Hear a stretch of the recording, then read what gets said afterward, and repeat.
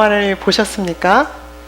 해리포터는 여러분들이 책을 통해서 혹은 영화를 통해서 보고 알고 있듯이 어린 시절부터 이제 부모를 여의게 되는, 그래서 두들리가에서 고아처럼 이렇게 유년 시절을 보내는 그런 해리포터의 그 어린 시절의 삶이 앞부분에서 그려집니다.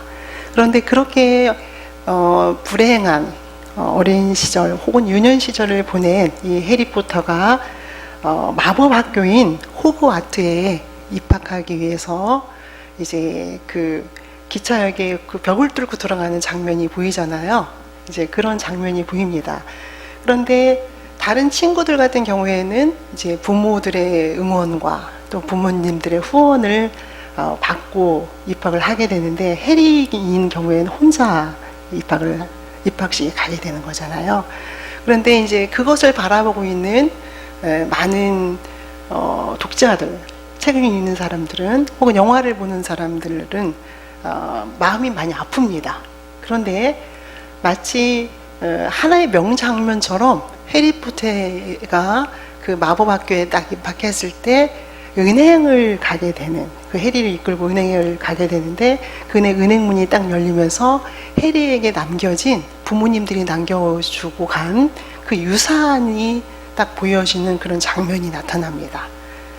우리는 그 장면을 보고 굉장히 따뜻한 마음을, 해리를 보면서 염려했던 우리들의 마음이 해리가 받는 유산으로 인해서 우리 마음이 따뜻해지는, 또 그 해리의 삶에 대해서 안심하게 되는 그런 경험을 아마 해보셨을 것입니다. 저는 특별히 그 부분에서 많이 감동을 받았던 것 같은데, 여러분의 해리포터가 그렇게 고아로 자라서 이제 유년 시절을 지내고 새로운 인생의 시작 지점에 그 부모로부터 받은 그 유산을 여러분들이 바라보실 때에 어떤 생각이 듭니까? 그 유산을 남겨준 부모님, 그 유산이 해리포터의 삶을 시작할 수 있도록 지원하는 그런 것 자체도 우리에게 따뜻한 마음을 주지만, 그것을 남겨준 부모의 사랑이 그의 삶을 지원하고 있기 때문에 그가 혼자이지만 그렇게 안쓰러워 보이지는 않는, 우리가 안도의 한숨을 쉬게 되는 그런 부분을 우리는 만나게 됩니다. 여러분이 해리포터가 받은, 부모로부터 받은 그런 유산, 또 그런 사랑의 지원이 부럽습니까? 오늘 우리가 함께 읽은 성경 시편 16편은 우리에게 앞으로의 삶을 헤쳐나갈 충분한 자산이 우리에게도 있다는 것을 말해주고 있습니다. 그렇다면은 우리가 앞으로 살아갈 그 삶에 대한 충분한 자산이 있다는 그러한 얘기를 해주고 있다면 그것이 무엇일까? 그리고 또 그 자산은 누가 주는 것일까? 시인의 이야기를 한번 우리는 들여다 보려고 합니다. 함께 읽은 9절에 보면은 나의 마음이 기쁘고 나의 영도 즐거워하며 내 육체도 안전하게 살 수 있으리니, 이렇게 9절에서 얘기를 하고 있고, 10절에는 또 이는 당신께서 나를 스올에 버리지 아니하시며 당신의 성실한 자를 멸망시키지 않을 것이기 때문입니다. 이렇게 이야기하고 있습니다. 그렇습니다. 시인이 우리에게 말해주는 우리의 자산에 대한 내용이 9절과 10절에서 이야기를 하고 있는데, 이것을 우리는 또 어떻게 이해를 할 수 있을까? 만약에 지금 여러분들의 삶을 디자인을 하라고 한다면, 혹은 여러분들의 삶에 있어서 가장 중요한 가치를 중심으로 삶을 계획해 보라고 한다면, 여러분들은 가장 중요한 가치를 무엇으로 생각할 수가 있겠습니까? 저는 지난주에 이제 교회를 정리하면서 2년 전에 우리 희망교회 공동체가 새해를 시작하면서 써냈던 기도의 제목들을 들여다볼 수 있는 시간을 가졌습니다. 그런데 그 기도의 제목들은 여러 사람이 썼지만 마치 한 사람의 것을 보고 쓴 것처럼 거의 동일한 기도의 제목이었어요. 그것은 우리 가족이 건강하고 우리 가정이 평안하기를 바라는 그것을 기도 제목으로 내놓고 있었습니다. 그렇습니다. 우리에게는 우리의 삶의 가장 중요한 가치는 우리 가족 모두가 건강하고 또 우리 가족의 모든 가족사가 평안하기를 바라는 게 우리 삶의 중요한 가치일 수 있습니다. 그리고 만약에 또 삶에 대해서 조금 더 깊이 성찰하는 사람이라고 한다면, 그렇다면 이 땅의 삶이 전부일까? 우리가 이 땅의 삶을 마무리하고 또 가게 되는 천국이라는 곳, 또 이생이라는 곳, 이렇게 얘기도 할 수 있겠죠. 그런 이 땅 이후의 삶에 대해서 우리에게 어떤 확신이 있다면, 그렇다면은 우리의 삶은 든든하고 또 두려움 없는 삶이 아닐까, 이렇게 아마 이야기를 할 수 있을 것 같습니다. 그런 우리를 향해서 시편 16편의 시인은 지금 9절과 10절에서 두 가지의 삶의 중요한 가치를 이야기하고 있습니다. 요약한다면 중요한 우리 가족의, 그리고 나의 건강과 안녕, 그리고 우리가 이 땅에서 삶의 소풍을 다 끝냈을 때 편안히 갈 수 있는 천국, 그것에 대한 이야기를 하고 있습니다. 하나님은 우리가 이 땅에 살아가는 동안에 넉넉히 살아갈 수 있는 충분한 유산을 두 가지 주셨는데, 자산을 두 가지 주셨는데, 그것은 우리의 삶을 안녕하게, 건강하게, 안전하게 지켜주시겠다는 약속과 또 우리가 이 땅에서의 삶 이후의 삶을, 영원한 삶을 우리에게 주시겠다고, 선물로 주시겠다는 약속을 지금 우리 성경 시편 16편 9절과 10절에서 이야기를 하고 있습니다. 사랑하는 성도 여러분, 여러분들은 이러한 삶의 자산을 가졌다고 한다면, 그렇다면 여러분들은 앞으로의 삶이 어떠한 삶이기를 원합니까?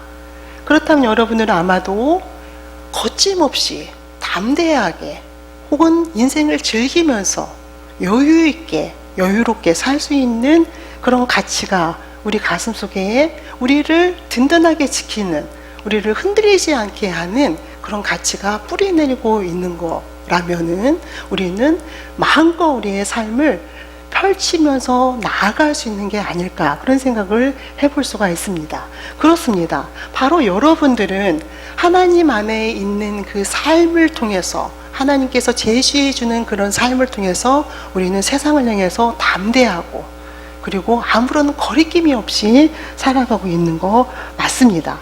그러나 그런 삶을 살아가는 우리에게 성경은 그 삶이 어떤 삶이다라고 이야기를 해주고 있는 것일까? 저는 그 삶이 어떤 삶이다라는 그 이야기를 5절과 6절에서 함께 이야기를 나눠보려고 합니다. 5절과 6절에서는 이렇게 이야기하고 있습니다. 여호와는 나의 산업과 나의 잔의 소득이시니 나의 분깃을 지키시는 분입니다. 그리고 내게 줄로 재어준 구역은 아름다운 곳에 있습니다. 나의 기업은 실로 아름답습니다. 이렇게 시인은 고백하고 있습니다. 만약에 우리가 이 5절과 6절에서 들려주는 삶을 쉬운 말로, 혹은 한마디로, 혹은 간략하게 요약을 하라고 한다면 여러분들은 어떻게 요약을 하실 수가 있습니까? 저는 이 부분을, 긴 5절과 6절의 내용의 부분을 자족하는 삶이라고 규정을 해보고 싶습니다. 자족하는 삶, 만족하는 삶, 그런 삶이라고 이야기를 하고 싶습니다. 사랑하는 성도 여러분, 그러면 자족하는 삶이라는 것은 어떤 것을 말하는 것일까? 오늘날처럼 물질 만능주의가 팽배한 그런 성과주의를 사는 우리 애들에게, 그리고 또 오늘날은 정말 성과를 위해서 너무나도 열심히 치달아야만 하는 그런 상황이기 때문에 피로사회라고도 하는 이런 사회에서 시편 19편에서 5절과 6절에서 시인이 노래하고 있는 그러한 자족하는 삶, 나에게 주어진 것이 가장 아름답고 나에게 주어진 것이 하나님이 주신 것이라는 그런 자족하는 삶을 우리는 어떻게 이해해야 할 수 있을까? 하나님 앞에서의 자족하는 삶이라는 것은, 그것은 자포자기도 아니고, 그리고 또 게으른 자의 자기 변명도 결코 아니라는 것을 저는 먼저 여러분들에게 말씀을 해드리고 싶습니다. 우리는 이러한 자족하는 삶과 관련해서 그렇다면 성서의 어떤 삶, 어떤 인물들의 삶을 한번 들여다볼 수 있을까? 저는 묵상하면서 구약성경 사무엘서에 있는 이스라엘의 역사에 있어서 정말 중요한 두 인물의 삶을 한번 들여다보려고 합니다. 그것은 이스라엘의 초대 왕이었던 사울 왕과 그리고 사울 왕의 뒤를 이어서 두 번째 대를 잇게 되는 다윗 왕의 삶을 한번 살펴보려고 합니다. 다윗과 사울의 그 관계는 사무엘상 18장에서 이야기를 해주고 있는데, 특별히 저는 사무엘상 18절, 7절을 여러분들에게 읽어드리려고 합니다. 거기에는 이렇게 되어 있습니다. 여인들이 뛰놀며 노래하며 이르되 사울이 죽인 자는 천천히요 다윗이 죽인 자는 만만이로다. 이렇게 노래하고 있는 구절이 있습니다. 그렇다면 이 구절의 배경은 어떻게 되는 것일까? 사실 이스라엘과 블레셋은 굉장히 중요한 전쟁을 치르는 그러한 상황 속에 있었습니다. 그런데 이 전쟁이 끝나지 않는, 왜냐하면 블레셋에는 골리앗과 같은 그런 어마어마한 장수가 있었기 때문에 그 장수에 맞서서 싸울 만한 이스라엘의 힘 있는 장수가 없었습니다. 그런데 그 골리앗과 대항해서 골리앗을 무너뜨리는 다윗이 등장하게 됩니다. 그렇게 함으로써 골리앗과 다윗의 그런 대결은 이스라엘과 블레셋과 대결이었고, 다윗의 승리는 이스라엘에게 승리를 가져다주는 중요한 전쟁의 사건입니다. 그렇게 블레셋을 이긴 이스라엘 군이, 이스라엘 장수들이 돌아오는 길목에서 온 이스라엘의 민족들이, 더군다나 여인들은 그들을 향해서 노래합니다. 사울이 죽인 자는 천천히고 다윗이 죽인 자는 만만이로다. 그러니까 우리 이스라엘의 승리의 중요한 절정에 있었던 인물은 다윗이라는 그러한 칭송을 하게 되는 이야기를 다윗도 듣겠지만 사울이 듣게 되는 상황이 벌어집니다. 사랑하는 성도 여러분, 여러분들이 만약에 사울의 상황에 섰다면 여러분들의 마음은 어땠을까요? 내가 왕인데, 내가 이스라엘의 책임자인 이 왕인데, 이 왕으로서 골리앗과 싸움을 허락한 다윗에게 골리앗과의 싸움을 허락한 사람도 난데, 이 모든 전쟁의 상황을 이끈 거는 나 사울 왕인데, 모든 사람의 초점은, 스포라이트는 다윗에게 비춰주는 상황을 여러분들이 지켜본다면 여러분들은 어떤 마음이 들까요? 사울은 그날 이후로 다윗을 주목하게 됩니다. 그리고 다윗을 추격하는 그러한 일로 그의 모든 삶의 시간을 보내게 되는, 혹은 허비하게 되는 그런 삶을 살게 됩니다. 사울은 왕이었습니다. 그러나 그는 그에게 주어진, 그에게 줄로 재어준 기업이 가장 아름답다고, 그래서 너무나 소중하다고 그렇게 생각하는 그런 신앙의 고백을 놓쳐버렸습니다. 사울의 몰락은 사실상 이 사건으로부터 시작되었고, 그리고 성서는 사울에게 더 이상 손을 들어주지 않습니다. 우리는 충분히 사울의 마음을 이해할 수 있습니다. 자기에게 비춰준 모든 관심이 마치 다윗에게 이동하고 있는 것 같은 그러한 질투심, 또 그러한 섭섭함이 더 불꽃을 튀기면서 큰 질투심으로 내달을 수도 있는 상황, 우리 누구라도 그런 사울과 같은 경험을 할 수 있는 그 상황에서, 그럼에도 불구하고 그 상황조차도 하나님께서 보고 있다는, 하나님께서 우리를 응원하고 있다는 그런 확신 속에서 우리는 하나님이 원하는 선택을 사울이 했어야 된다는 그런 아쉬움을 갖게 됩니다. 사울의 삶을 지켜보면서 우리가 그런 아쉬움을 갖는다면 우리의 삶의 상황에서 우리가 사울과 같은 그런 상황에 직면할 때 우리의 선택은 무엇이어야 하는가에 대해서 성경이 우리에게 들려주고 있습니다. 그것은 지금 내게 주어진 것이 가장 아름답다는 거, 하나님이 주셨다는 거, 그러한 자족하는 삶을 살아야 된다는 것을 이야기를 하고 있습니다. 자족은 게으른 자의 변명도 아니고 또 실패자의 자기 합리화도 결코 아닌 다시 하나님을 신뢰하며 새로운 출발을 꿈꾸는 자의 그런 고백이라는 것을 오늘 성경은 이야기해주고 있습니다. 사랑하는 성도 여러분, 여러분들은 새 달란트를 받는 3명의 종들에 대한 이야기를 성서를 통해서 여러 번 만났습니다. 한 명의 종은 5달란트를 받고, 또 하나의 종은 2달란트를 받고, 또 1달란트를 받은 종이 있었습니다. 그런데 여러분들이 만약에 1달란트를 받은 사람들이라고 한다면, 이제 주인이 타국을 가면서 3명의 종을 불러서 한 사람에게는 5달란트를 주고, 또 한 사람에게는 2달란트를 주고, 또 한 사람에게는 1달란트를 주었습니다. 이런 사건의 당사자가 나라고 한다면, 그리고 그 중에서 또 내가 1달란트를 받았다면 여러분들은 어떤 결정을 하시겠습니까? 오늘 성경의 인물 중에 1달란트를 받은 자는 그것을 땅에 묻어두는 그런 결정을 하게 됩니다. 1달란트에 대한 그 가치를 환산해 보면, 여러분들이 많이 들어서 알겠지만 그 가치를 환산해 보면 거의 20년 동안의 품삯이라고 합니다. 그렇다면 이 1달란트의 돈은 그렇게 작은 돈이 아닙니다. 우리 돈으로 따져보면, 지금의 시세로 따져보면 8억에서 7억에 가까운 돈이라고 합니다. 그런데 내가 1달란트 받은 것이 적다고 생각하여 묻어두는 이 종의 행위는 5달란트 받은 다른 사람, 2달란트 받은 다른 사람을 보았기 때문에 내가 갖고 있는 이 가치가 상대적으로 너무 적다고 생각할 수밖에 없었던 그런 종의 판단이었습니다. 그래서 그거를 묻어두게 되는 종의 이야기를 우리는 너무나도 자주 듣게 됩니다. 그런 1달란트 받은 종의 이야기를 여러분들이 들으면서 여러분들의 마음속에서는 어떤 생각들이 일어납니까? 만약에 여러분들이 1달란트를 받았다면 여러분들은 어떤 결정을 하시겠습니까? 5달란트와 2달란트를 받은 거에 비하면 어떤 의미에서 터무니없이 작을 수도 있습니다. 또 어떤 의미에서 그보다 더 괴로운 것은, 그 가치보다 더 괴로운 것은 왜 나는 1달란트를 받아야 하는가?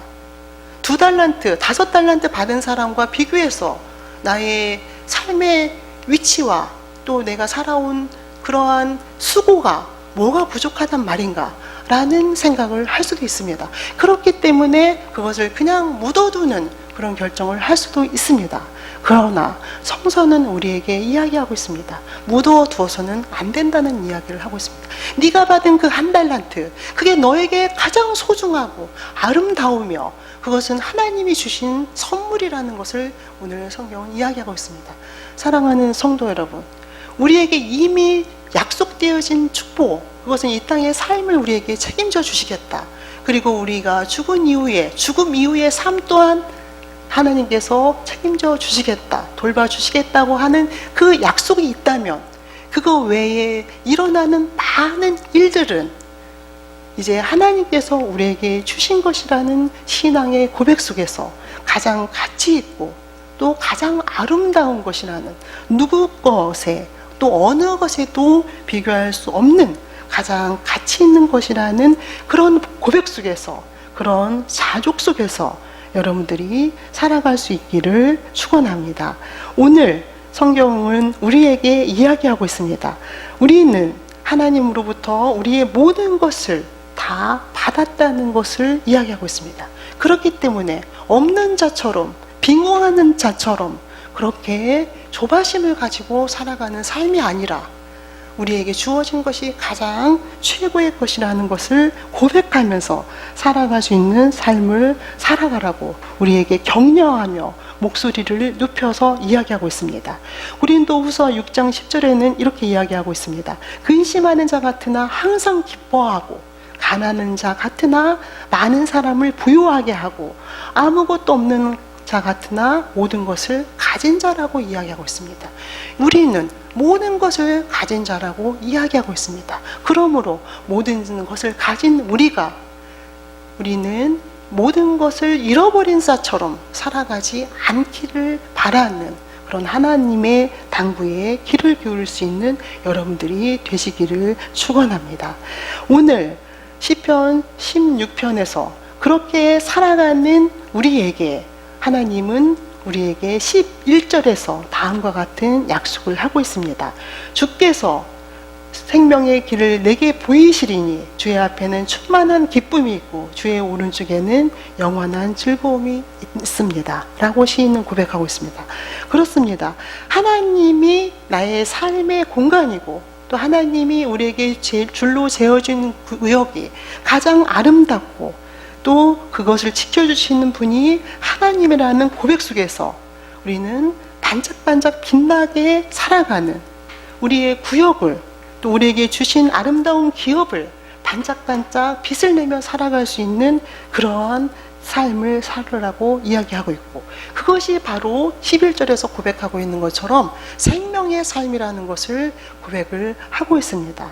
사랑하는 성도 여러분, 여러분들은 지금 어떠한 가치 속에 살아가고 있습니까? 여러분들이 설정한 그 가치에 하나님이 주시는 놀라운 그 축복의 가치를 더하고 그렇게 살아갈 수 있는 여러분들이 되시기를 축원합니다. 기도하시겠습니다.